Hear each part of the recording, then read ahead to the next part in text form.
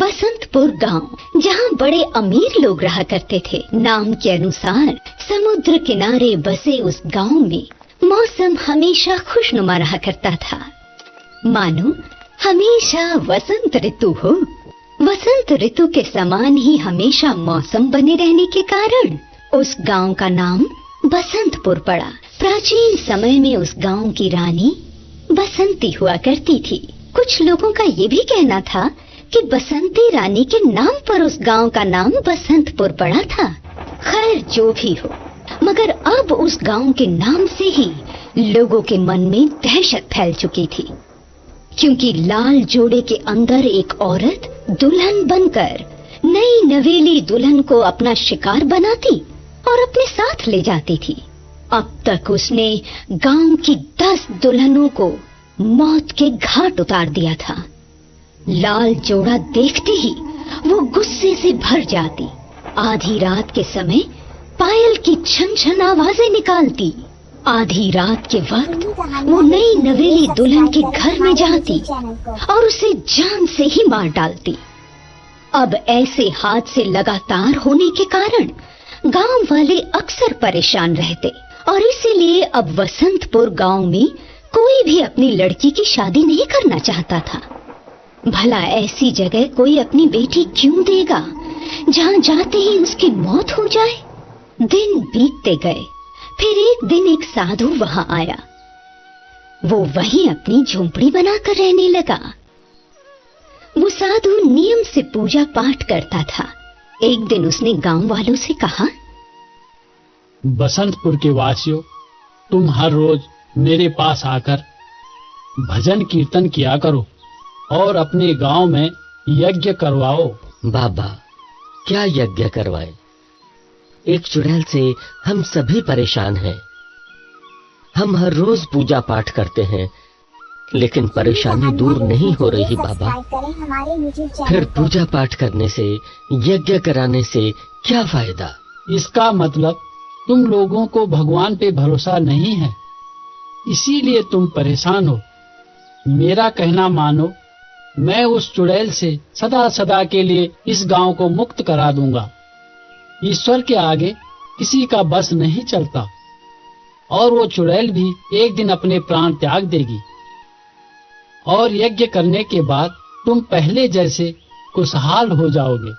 बाबा, हम लोग भी गांव में सुख शांति चाहते हैं, लेकिन सुख शांति हमारे नसीब में कहाँ है? अगर आप कहते हैं कि यज्ञ कराने से शांति आएगी, तो हम तैयार हैं बाबा। हाँ मुखिया, ईश्वर की कृपा से इस गांव में सुख शांति जरूर आएगी। सभी लोग यज्ञ करने की तैयारी में जुट जाते हैं और ठीक उसी रात वो चुड़ैल साधु के पास पहुंची। ओ साधु, तू इस गांव को छोड़कर चला जा, वरना तू भी मारा जाएगा। मेरे रास्ते में जो भी बाधा उत्पन्न करता है, मैं उसे मार डालती हूँ। तुम ईश्वर का भजन कीर्तन करते हो, इसलिए तुम्हारी हत्या नहीं करना चाहती। अगर मेरे काम में बाधा पहुंचाओगे तो बेमौत मारे जाओगे। देखो, हम साधु लोग सबका भला चाहते हैं। तुम भी इस गांव को छोड़ के दूर चली जाओ, नहीं तो परेशान होकर मुझे तुम्हें मारना पड़ेगा। हम सच्चे लोग किसी से नहीं डरते। साधु के इतना कहते ही चुड़ैल ने चिड़िया का रूप धारण किया और एक भयानक हंसी हंसी।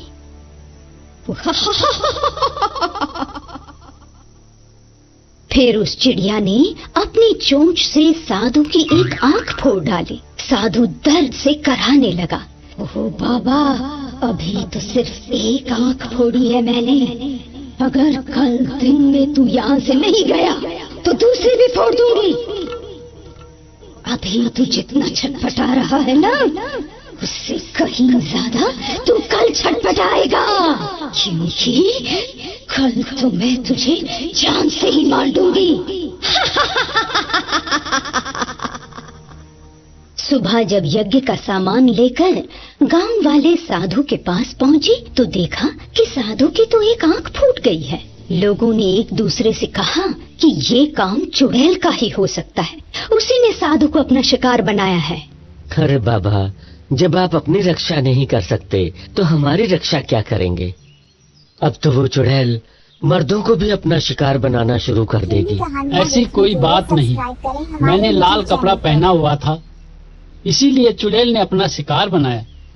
उसे लाल कपड़े से ही नफरत है। वो जब लाल कपड़ा देखती है, आपे से बाहर होके हमला करती है। मैं उस चुड़ैल से सबकी रक्षा करूंगा। तो ठीक है, आप लोग पूजा पाठ का इंतजाम कीजिए, हम कुटिया में सामान रखकर आ गए हैं।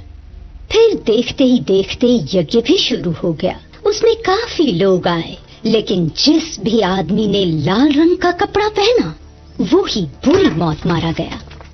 भारी तादाद में गांव वालों के मरने के बाद मुखिया को तो क्रोध आया ही, लेकिन क्रोध आया चुड़ैल को भी। ओ बाबा, अब तक तो मैं सिर्फ औरतों को मारती थी, अब मैं इस गांव के मर्दों को भी मारूंगी। अपना भला चाहते हो तो ये गांव छोड़कर चले जाओ, वरना अंजाम बहुत बुरा होगा।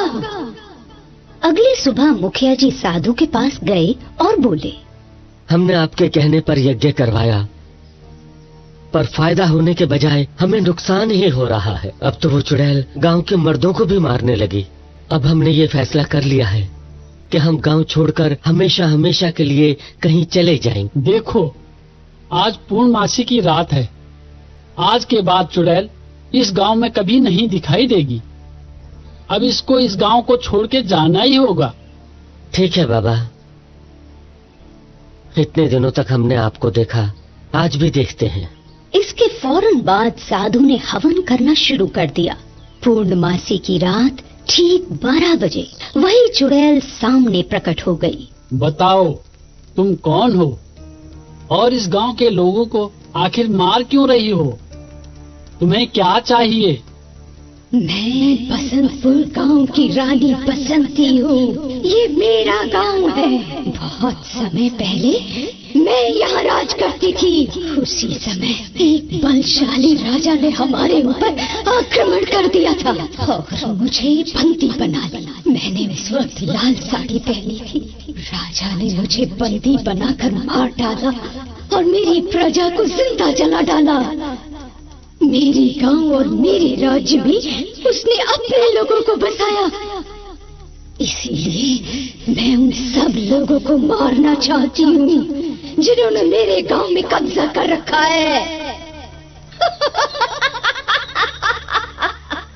और फिर चुड़ैल ने अपनी माया से हर तरफ आग ही आग लगा दी, जिसमें लोग जल जल कर मरने लगे। साधु ने अपने तप से वहीं पर बारिश करवा दी, जिससे वहां मौजूद लोगों की जानें बच गई। फिर साधु ने हवन कुंड के पास रखे अपने कमंडल में से जल निकाला और चुड़ैल के ऊपर दे मारा। उस जल के स्पर्श से चुड़ैल पूरी तरह से शांत हो गई। फिर धीरे धीरे विकराल रूप से छोटा बनकर एक फूल बन गई। कि मैंने तुम्हारे नाम से यज्ञ में संकल्प लिया था कि तुम्हारी आत्मा को मुक्ति मिले, और तुम मुक्त हो गई हो। अब तुम इन गांव वालों को कभी तंग मत करना।